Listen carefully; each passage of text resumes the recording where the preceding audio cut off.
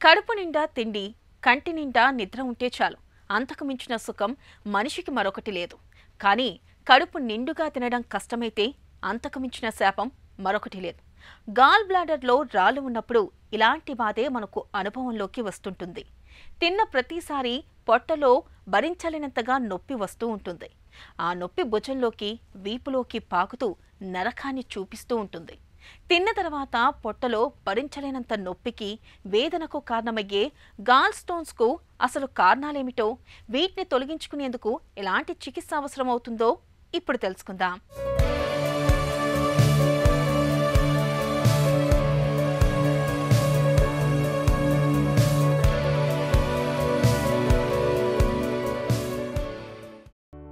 Gall stones గురించి తెలుసుకునే ముందు అసలు గాల్ బ్లాడర్ అంటే ఏంటో, దాని పనితీరు ఎలా ఉంటుందో మనం తెలుసుకుందాం. ఇక్కడ పొట్టలో కుడివైపున కాలేయ కింద బేరీ పండు ఆకారంలో కనిపిస్తున్నదే పిత్తాశయం. కాలేయ నుంచి వచ్చే పైత్య రసాన్ని పిత్తాశయం తనలో నిల్వ ఉంచుకుంటూ కొవ్వు పదార్థాలని జీర్ణం చేయటానికి వీలుగా అప్పుడప్పుడు పైత్య రసాన్ని విడుదల చేస్తూ ఉంటుంది. స్థూలంగా ఇది పిత్తాశయం కథ.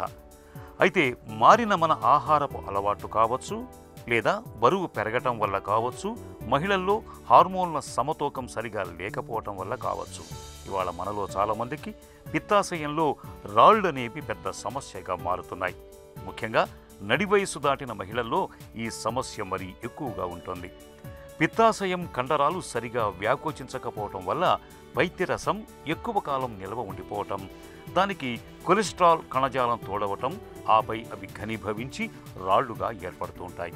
పిత్తాశయంలో సాధారణంగా కొలెస్ట్రాల్ స్టోన్స్ అని, పిగ్మెంట్ స్టోన్స్ అని రెండు రకాల రాళ్లు ఏర్పడుతూ ఉంటాయి. ఈ గాల్ బ్లాడర్ అనేది ఏంటి అంటే మన బాడీలో కుడిపక్క లివర్ కింద ఉండే ఒక గ్లాండ్ అన్నమాట, అవయవము. దాని మెయిన్ ఫంక్షన్ ఏంటి అంటే మన బాడీలో బైల్ అనేది, పసర అనేది తయారవుతుంటుంది. మనం తిన్న ఫుడ్ అరిగించడానికి అది హెల్ప్ చేస్తుంది అన్నమాట. ఆ బైల్ అనేది మనకి లివర్లో ప్రొడ్యూస్ అయ్యి గాల్ బ్లాడర్లో అది కొంచెం కాన్సన్ట్రేట్ అయ్యి, దాని తర్వాత టెంపరీగా కూడా గాల్ బ్లాడర్లో స్టోర్ అయ్యి, దెన్ అది అక్కడి నుంచి మనకి పేగులోకి వస్తుందన్నమాట. ఈ గాల్ బ్లాడర్ మెయిన్ ఫంక్షన్ ఏంటి అంటే ఆ బైల్ని కొంచెం కాసేపు స్టోర్ చేయడము, మరియు ఆ బైల్ని కొంచెం కాన్సన్ట్రేట్ చేయడం అనేది గాల్ బ్లాడర్ యొక్క ఫంక్షన్, దాని యొక్క పని అది. ఇప్పుడు ఈ గాల్ బ్లాడర్లో కొన్నిసార్లు ఏమవుతుందంటే ఈ బైల్ యొక్క కాన్సన్ట్రేషన్ దెబ్బతిన్నప్పుడు, అంటే సమ్టైమ్స్ అందులో సాల్ట్ ఎక్కువైనా, లేకపోతే పిగ్మెంట్స్ ఎక్కువైనా, లేకుంటే బైల్లో వాటర్ తక్కువైనా, లేకుంటే కొన్నిసార్లు బైల్లో ఫ్యాట్ ఎక్కువైనా, ఈ పరిణామాలు కొంచెం డిస్టర్బ్ అయినప్పుడు గాల్ బ్లాడర్లో స్టోన్స్ అనేవి తయారవుతాయి. ఎప్పుడైతే ఫ్యాట్ ఎక్కువ ఉంటే కొలెస్ట్రాల్ స్టోన్స్ అని, కాల్షియం ఎక్కువ ఉంటే కాల్షియం స్టోన్స్ అని, పిగ్మెంట్స్ ఎక్కువ ఉంటే పిగ్మెంట్ స్టోన్స్ అని, అన్నీ కలిపి కాన్సన్ట్రేషన్ పెరిగినప్పుడు మిక్స్డ్ స్టోన్స్ అని ఫామ్ అవుతాయి. ఈ స్టోన్స్ ఉన్న వాళ్ళందరికీ సర్జరీ చేయాల్సిన అవసరం లేదు. కొన్నిసార్లు అవి జస్ట్ అలా ఉంటాయి, జస్ట్ మనం స్కాన్ చేసినప్పుడు బయటపడతాయి. వాటిని ఎసిమ్టమాటిక్ గాల్ స్టోన్స్ అంటారు. అంటే సిమ్టమ్స్ ఏం లేకుండా మన బాడీలో ఆ గాల్ బ్లాడర్లో స్టోన్స్ ఉంటాయి. దాన్ని ఎసిమ్టమాటిక్ గాల్ స్టోన్స్ అంటారు. వాటికి మనం సర్జరీ చేయాల్సిన అవసరం లేదు. బట్ ఈ స్టోన్స్ కొంతమందిలో మాత్రము కొన్ని సిమ్టమ్స్ని కలగజేస్తాయి. అందులో ఒకటి ఏంటంటే మెయిన్ కడుపులో నొప్పి.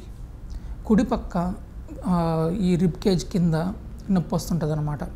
అప్పుడప్పుడు పట్టేసినట్టు, ఆ నొప్పి ముందు నుంచి వెనక్కి వెళ్తున్నట్టు, కొన్నిసార్లు ఆ నొప్పి రైట్ షోల్డర్కి రేడియేట్ అవుతున్నట్టుగా అనిపిస్తుంది. సడన్గా పెయిన్ వచ్చి పిండేసినట్టు అనిపించి మళ్ళీ తగ్గిపోతుంటుంది.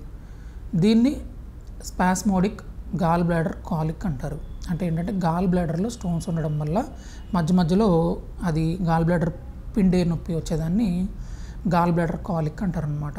ఇది most common symptom gallstones వల్ల. కొంతమందికి ఏంటంటే గ్యాస్ ట్రబుల్ సిమ్టమ్స్ కూడా రావచ్చు. లైక్ తిన్నమ్మంటే పొట్టొబ్బరం రావడము, తేపులు రావడము, పుల్లటి తేపులు, తినింది కొంచెం గొంతులోకి రావడము, ఇవి గ్యాస్ ట్రబుల్ సిమ్టమ్స్ ఉంటాయి. డిస్పెప్సియా అంటారు. ఇవి కూడా గాల్ బ్లాడర్ స్టోన్స్ వల్ల సిమ్టమ్స్ రావచ్చు. పిత్తాశయంలో సాధారణంగా కొలెస్ట్రాల్ స్టోన్స్ అని, పిగ్మెంట్ స్టోన్స్ అని రెండు రకాల రాళ్లు ఏర్పడుతూ ఉంటాయి. కొలెస్ట్రాల్ స్టోన్స్ అనేవి చూడటానికి పరిమాణంలో బాగా పెద్దగా ఉంటాయి. పిగ్మెంట్ స్టోన్స్ అనేవి బైలు రూబిన్ ఘనీభవించటం మూలంగా ఏర్పడతాయి. ఇవి పరిమాణంలో చూడటానికి చిన్నగా కనిపిస్తూ ఉంటాయి. కొలెస్ట్రాల్ అధికంగా ఉన్న ఆహారాన్ని తీసుకుంటున్నప్పుడు, ఒంట్లో కొవ్వు కణజాలం ఎక్కువగా పేరుకుపోతున్నప్పుడు, ఏళ్ల కొద్దీ గర్భ నిరోధక మాత్రల్ని వాడుతున్నప్పుడు ఇలాంటి సందర్భాల్లో పిత్తాశయంలో రాళ్లు ఎక్కువగా ఏర్పడుతూ ఉంటాయి. పిత్తాశయంలో రాళ్లు ఉన్నప్పుడు పొట్టలో కుడివైపు భాగంలో చాలా తరచుగా నొప్పి బాధిస్తూ ఉంటుంది. తిన్న తర్వాత ఈ నొప్పి తీవ్రత పెరుగుతూ ఉంటుంది. ఆ నొప్పి వీపులోకి పాకుతూ ఉంటుంది. వాంతి అవుతూ ఉంటుంది. కొద్దిగా తినగానే కడుపు నిండిపోయినట్లుగా ఉంటుంది.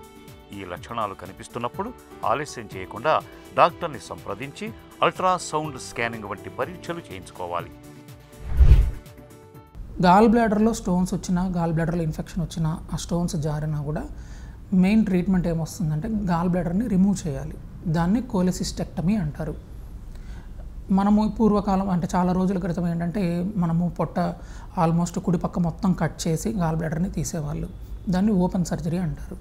ఇప్పుడు లేటెస్ట్గా ఏంటంటే ల్యాప్రోస్కోపీ వస్తుంది. ల్యాప్రోస్కోపీ అనేది గత 15-20 ఏళ్ళ నుంచి చేస్తున్నారు. ల్యాప్రోస్కోపీ అంటే ఏంటంటే చిన్న చిన్న రంధ్రాలు, అరౌండ్ 1/2 సెంటీమీటర్ రంధ్రాలతోటి మనము గాల్ బ్లాడర్ని రిమూవ్ చేయొచ్చు. దాన్ని ల్యాప్రోస్కోపిక్ కోలెసిస్టెక్టమీ అంటారు. That is the standard of treatment. And చాలామంది అడుగుతారు గాల్ బ్లాడర్ తీయడం వల్ల ఏమైనా ప్రాబ్లమ్స్ ఉన్నాయా అని. గాల్ బ్లాడర్ తీయడం వల్ల దాని ఫంక్షన్ అనేది లివర్ చూసుకుంటుంది. డ్యూరింగ్ సర్జరీ కూడా very very minimal rate of complications ఉంటాయి. మనం ఎక్స్పీరియన్స్డ్ సర్జన్ మరియు బాగా అలవాటు ఉన్న వాళ్ళ చేత చేయించుకుంటే ఆ మినిమల్ కాంప్లికేషన్స్ కూడా ఏమీ ఉండవు. గాల్ బ్లాడర్ సర్జరీ 2 రకాలుగా చేయొచ్చు. ఒకటి ఓపెన్ సర్జరీ, రెండోది ల్యాప్రోస్కోపిక్ సర్జరీ. సో ల్యాప్రోస్కోపీ వల్ల పెయిన్ తక్కువ ఉంటుంది, స్కార్ తక్కువ ఉంటుంది, మనం తొందరగా వర్క్కి వెళ్ళొచ్చు అండ్ మనం అన్ని పనులు కూడా తొందరగా చేసుకోవచ్చు. పిత్తాశయంలో రాళ్లు చిన్నగా ఉండి వాటి మూలంగా పెద్దగా ఇబ్బంది ఏమీ లేనప్పుడు సత్వరమే వైద్యం చేయాల్సిన అవసరం లేదు. కానీ రాళ్లు ఎక్కువగా ఉండి వాటి పరిమాణం 1 సెంటీమీటర్ కంటే పెద్దగా ఉన్నప్పుడు, ఇప్పటికే ఒంట్లో షుగర్ జబ్బు ఉన్నప్పుడు, గుండె జబ్బులు, కిడ్నీ సమస్యలతో బాధపడుతున్నప్పుడు, ఇంట్లో ఎవరికైనా క్యాన్సర్ చరిత్ర ఉన్నప్పుడు ఆలస్యం చేయకుండా వైద్యం చేయించుకోవాలి. కొంతకాలం పాటు మందులు వాడుకోవటం వల్ల పిత్తాశయంలో చిన్న చిన్న రాళ్లు కరిగిపోయే అవకాశం ఉంది. ప్రస్తుతం ల్యాప్రోస్కోపీ పద్ధతిలో రాళ్లతో పాటే పిత్తాశయాన్ని తొలగించడానికే డాక్టర్లు మొగ్గు చూపుతున్నారు. మనం ఏంటంటే గాల్ బ్లాడర్ స్టోన్స్కి ట్రీట్మెంట్ ఓన్లీ స్టోన్స్ రిమూవ్ చేయడం కాదు. గాల్ బ్లాడర్కి స్టోన్స్ వచ్చాయంటే గాల్ బ్లాడర్ మొత్తం తీయడమే దానికి ట్రీట్మెంట్. చాలామంది అడుగుతారు, సార్ కిడ్నీలో స్టోన్స్ వస్తే ఓన్లీ స్టోన్స్ తీస్తారు కదా, గాల్ బ్లాడర్లో కూడా ఓన్లీ స్టోన్స్ తీయొచ్చు కదా అని. బట్ ఏంటంటే ఆ ట్రీట్మెంట్ కొన్ని వందల సంవత్సరాల నుంచి అందరూ స్టడీ చేసిన తర్వాత గాల్ బ్లాడర్ స్టోన్స్ అసలు ఫామ్ అవ్వకుండా ఉండడానికి ప్రికాషన్స్ అనేవి 100% ఏమీ ఉండవు. అసలు ఎటువంటి ప్రాబ్లమ్స్ లేకపోయినా, ఎటువంటి లైఫ్ స్టైల్ అబ్నార్మాలిటీ లేకపోయినా కూడా గాల్ బ్లాడర్ స్టోన్స్ వచ్చే ఛాన్స్ ఉంటుంది. బట్ మన చేతిలో ఉంది ఏంటి అంటే ఒకటి ఫ్యాటీ డైట్ తగ్గించుకోవడము, ఇదొక్కటి మన చేతిలో ఉంది. సో అది అవాయిడ్ చేసుకుంటే కొంచెం ఫ్రీక్వెన్సీ తగ్గే అవకాశం ఉంటుంది గాల్ బ్లాడర్ స్టోన్స్కి. అండ్ మెయిన్ వాటర్ ఎక్కువ తీసుకోవాలి. వాటర్ ఎక్కువ తీసుకుంటే మనకి కాన్సన్ట్రేటెడ్ బైల్ కాకుండా నార్మల్ బైల్ ప్రొడ్యూస్ అయ్యే అవకాశం ఉంటుంది. సో మన చేతిలో ఉన్నది ఏంటంటే ఫ్యాటీ డైట్ తగ్గించుకోవాలి అండ్ ప్రాపర్గా హైడ్రేట్ అవుతూ ఉంటే బెటర్ అన్నమాట. పిత్తాశయంలో రాళ్లు ఉన్నప్పుడు కేవలం రాళ్లను తొలగిస్తే సరిపోతుంది కదా, మొత్తంగా అవయవాన్నే తొలగించటం ఎందుకనే సందేహం మనలో చాలామందికి వస్తూ ఉంటుంది. కానీ రాళ్లు ఏర్పడినప్పుడు వాటి కారణంగా పిత్తాశయం లోపలి పొరల స్వభావంలో చాలా తేడాలు వచ్చేస్తాయి. తరచూ రాళ్లు ఏర్పడడంతో పాటు క్యాన్సర్గా మారే ప్రమాదము ఉంది. ఇలాంటప్పుడు మొత్తం పిత్తాశయాన్ని తొలగించడమే మేలని చెబుతారు డాక్టర్లు. పిత్తాశయాన్ని తొలగించిన తర్వాత పైత్యరసం నేరుగా పేగులోకి విడుదలవుతూ కొవ్వుల్ని జీర్ణం చేస్తుంది. కాబట్టి తినే ఆహారంలో కొవ్వు పదార్థాలని తక్కువగా తీసుకుంటే చాలు. పిత్తాశయం లేకపోయినా మనకు ఎలాంటి ఇబ్బంది ఉండదు. అసలు మొదటి నుంచే మన ఆహారంలో కొవ్వుల్ని, మాంసాహారాన్ని తక్కువగా ఉండేలా చూసుకుంటే పిత్తాశయంలో రాళ్లు ఏర్పడటం అన్న మాటే ఉండదు.